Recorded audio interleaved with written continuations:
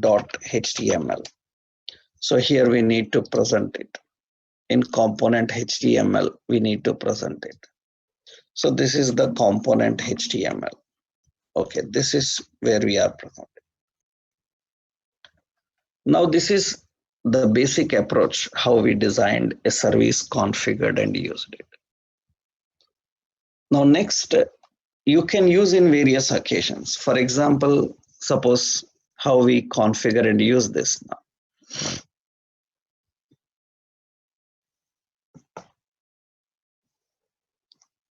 What do you mean by changing code by JavaScript, Mr. Satyajit?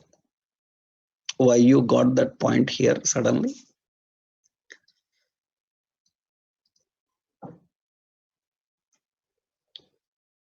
What does it means? What you are expecting in that?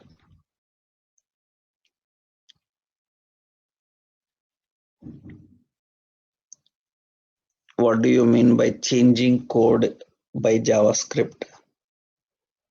I'm unable to understand in this context where that does stands for, right?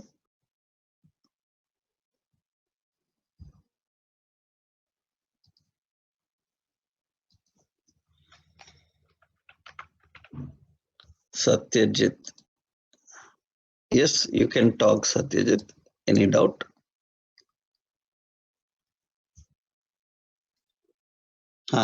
Yes.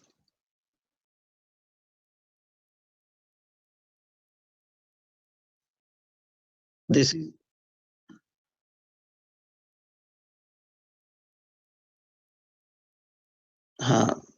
so this is we are discussing about service now. That means the functionality can be anywhere same now. JavaScript also is used for HTML only now.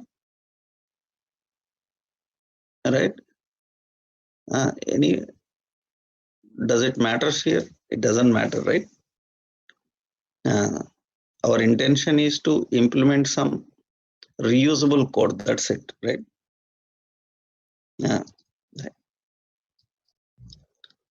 So now how this can be managed by using complex things. That means you just learned one simple point how a service works. Now it can be used in different occasions. And in future, it's very helpful in understanding different methods injected into different types of components while working with the data. For example, in our component, suppose in the components, we have a component called some for demo component, products data component.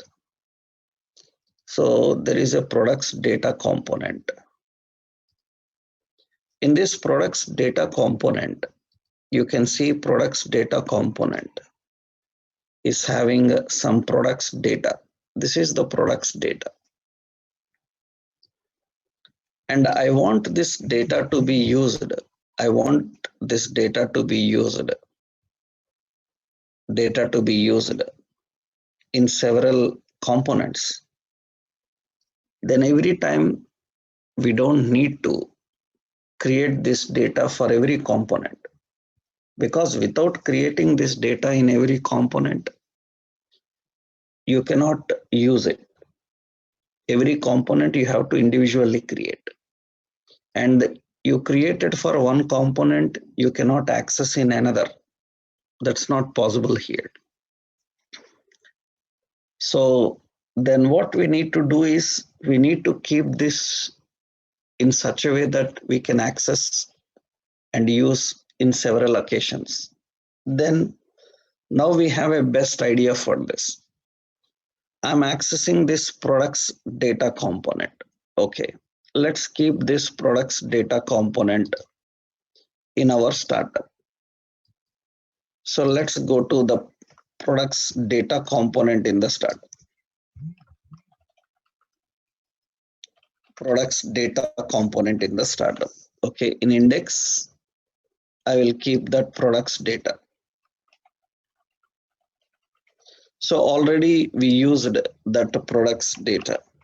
Yeah, already we used that products data. So this is the products data component. And in the products data component, we have some data.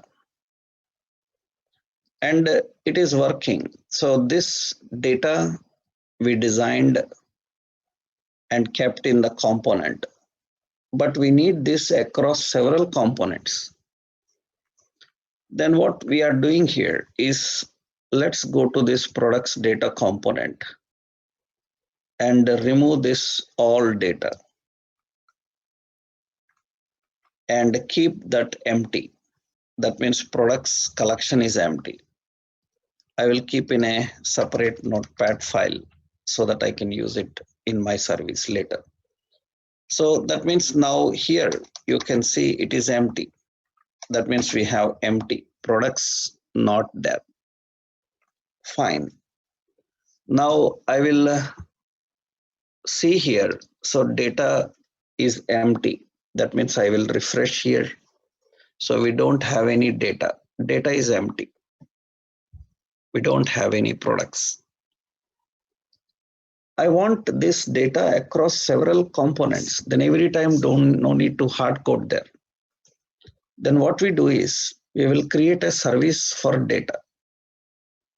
Okay, how do we create a service? This time I'm showing you another method. We can generate a service by using CLI command. So we are generating a service by using CLI command. So ng generate. So ng generate and service. So service and service name, ng generate service name, data. And just I'm giving the service name as data and skip test equal to true. I don't want the test file to be generated for the service also. So a service is generated for you now. ng generate service. That is the command for generating a service. So once the service is generated, so it is ready. Now you can go to app data folder. So you can go to app folder. In the app folder, data service is added for you, just like capture service, data.service.ts. I will go to this data service and you can see all the logic is predefined as we expected, ready-made. Just what we have to do here, we need to create a service method. So public, and I will give the service method as get products.